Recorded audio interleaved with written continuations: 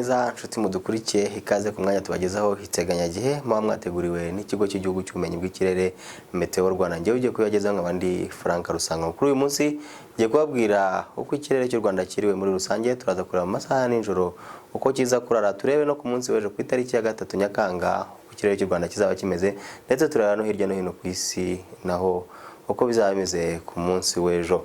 Nkuko byagaragajwe n'ishusho yatanzwe n'icyogajuru kuri uyu munsi, mu gihugu cyacu twaramukanye ibicu byiganje mu bice byose by'igihugu. Gusa uko umunsi wagiye ukura ibicu byagiye bigabanuka, nk'aho mu masaha y'igicamunsi twagiye tugira izuba cyane cyane mu bice by'intara y'Iburasirazuba, umujyi wa Kigali ndetse n'ibice by'intara y'Amajyepfo. Biteganyijwe yuko rero muri iri joro mu gihugu cyacu tuza kurarana ibicu biringaniye mu bice byose by'igihugu. Naho ku munsi w'ejo mu masaha ya mu gitondo, nk'uko bigaragara kuri iyi shusho, biteganyijwe yuko mu gihugu cyacu tuzaramukana ibicu byiganje mu bice byose by'igihugu, nk'aho mu karere ka Ruhango mu ntara y'Amajyepfo ku munsi w'ejo bazagira ubushyuhe bwo hasi bwa dogere Celsius 15.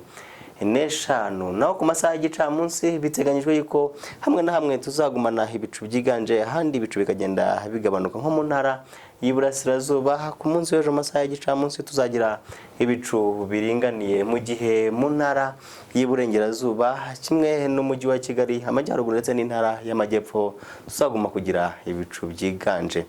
Naho twambutse imipaka y'igihugu cyacu mu bice bya Afurika y'Iburasirazuba, biteganyijwe yuko nko mu gihugu cy'u Burundi ku munsi w'ejo bazagira ibicu biringaniye, mu gihe i Kampala ndetse na Entebbe naho bazaba bafite ibicu biringaniye. Gusa i Nairobi ho muri Kenya ho ku munsi w'ejo bazaba bafite imvura iringaniye n'ubushyuhe buzajya kuri dogere Celsius 24, mu gihe Dar es Salaam nabo bazaba bafite ibicu biringaniye n'ubushyuhe bwa dogere Celsius 31. Hirya no hino mu mijyi igiye itandukanye ya Afurika biteganyijwe yuko nko muri Afurika y'Amajyepfo, muri Afurika y'Epfo nyirizina mu mujyi waho wa Johannesburg ndetse na Lusaka ho muri Zambia ku munsi w'ejo bazaba bafite izuba. Gusa ya Addis Ababa muri Ethiopia ndetse n'i Abidjan muri Cote d'Ivoire ku munsi w'ejo bazaba bafite imvura iringaniye. Mu mijyi igiye itandukanye hirya no hino ku isi twabahitiyemo, biteganyijwe yuko nka Ottawa mu gihugu cya Canada ku munsi w'ejo bazaba bafite izuba, mu gihe i Beijing ho mu Bushinwa bo bazaba bafite imvura, ndetse iyo mvura ikazumvikanamo inkuba n'ubushyuhe bwo hejuru buzajya kuri dogere Celsius 25. Ngaruke mu Rwanda nsoza mbabwire yuko mu gihugu cyacu izuba rizarasa isaa 12:02 za mu gitondo rikarenga isaa 12:08 z'umugoroba. Mwakoze gukurikirana amakuru iteganyije, ntaho utamugire ijoro ryiza.